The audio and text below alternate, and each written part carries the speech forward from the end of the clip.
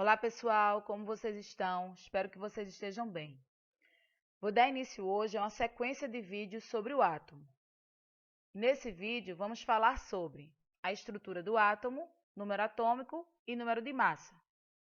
Mas antes de falar sobre o átomo propriamente dito, gostaria de lembrar um pouco do tema da aula anterior, modelos atômicos. Se vocês observarem essas representações aqui da imagem, são vários modelos diferentes criados por pesquisadores diferentes, mas eles têm toda uma relação entre si. Nesse primeiro modelo, por exemplo, o átomo era considerado uma esfera maciça, indivisível e indestrutível como uma bola de bilhar e foi proposto por John Dalton. Nesse segundo modelo, o átomo continuava com um formato esférico, carregado positivamente de maneira uniforme. Vocês observam aqui na imagem essas partículas de sinal positivo, incrustado de carga negativa. Esse modelo foi proposto por Thomson. Posteriormente, outro pesquisador chamado Rutherford propôs que essas partículas positivas estavam todas concentradas em uma região que ele chamou de núcleo, e os elétrons com carga negativa estavam todos ao redor em outra região que ele chamou de eletrosfera. Aproveitando os conhecimentos de Rutherford, Bohr propôs que no núcleo realmente estavam concentradas as partículas positivas como os prótons. Porém, os elétrons estavam todos orbitando, não estavam aleatoriamente ao redor desse núcleo, mas orbitando ao redor dele através de uma atração de energia. Esse foi o modelo criado e chamado de Bohr. Com a junção dos dois modelos, didaticamente estudamos o átomo hoje pelo modelo de Rutherford-Bohr. Mas qual seria a estrutura desses átomos, enfim? O átomo ele é formado por duas regiões, essa região central chamada de núcleo e a região periférica chamada de eletrosfera. No núcleo encontramos duas partículas, os prótons de carga positiva e os nêutrons que não possuem carga.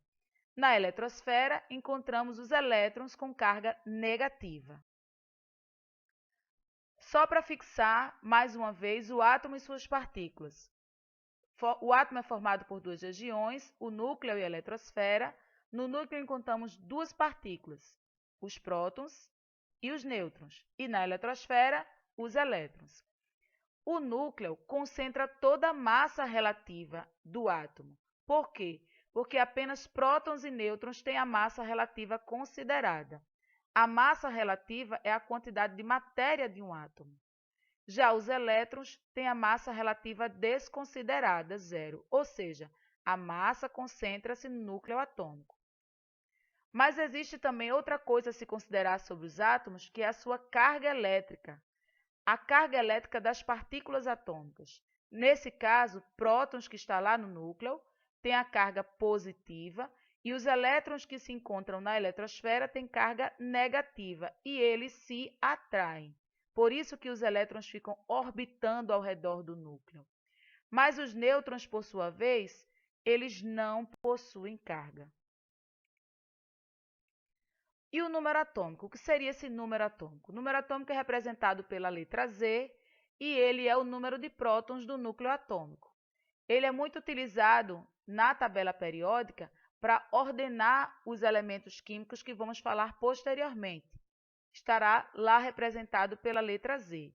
Logo, se o número atômico é o número de prótons, eu posso representá-lo na fórmula que Z, que é o número atômico, vai ser igual a P, que é o número de prótons.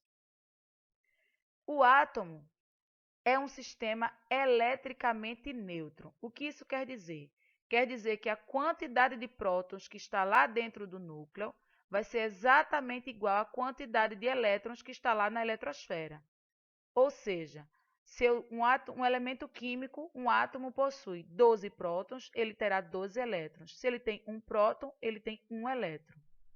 Assim eu posso escrever a seguinte fórmula: P igual a E. Número de prótons vai ser igual ao número de elétrons. Ora, se o número atômico é igual ao número de prótons e o número de prótons é igual ao número de elétrons, então Z igual a P e é igual a E. E o número de massa? O número de massa é representado pela letra A e será a soma do número de nêutrons, que está lá no núcleo, com o número de prótons que está lá no núcleo atômico. Ou seja, a massa, como falei inicialmente, está concentrada no núcleo atômico e é representado na tabela periódica também pela letrinha A. Então, eu posso escrever a seguinte fórmula. O número de massa vai ser igual à soma de prótons e nêutrons. A soma de prótons e nêutrons vai me dar a massa relativa daquele átomo, ok? Ora, se eu sei que o número de prótons é igual ao número atômico, eu também posso escrever a fórmula. O número de massa vai ser igual ao número atômico mais o número de nêutrons, certo? Vamos ao exemplo. Um átomo possui número atômico Z igual a 12 e 12 nêutrons, ou seja, N igual a 12. Qual o número de prótons? O número de prótons é igual ao número atômico. Se eu sei que o número atômico 12, P igual a Z, então, se Z é 12, eu tenho que P também será igual a 12. E qual o número de elétrons?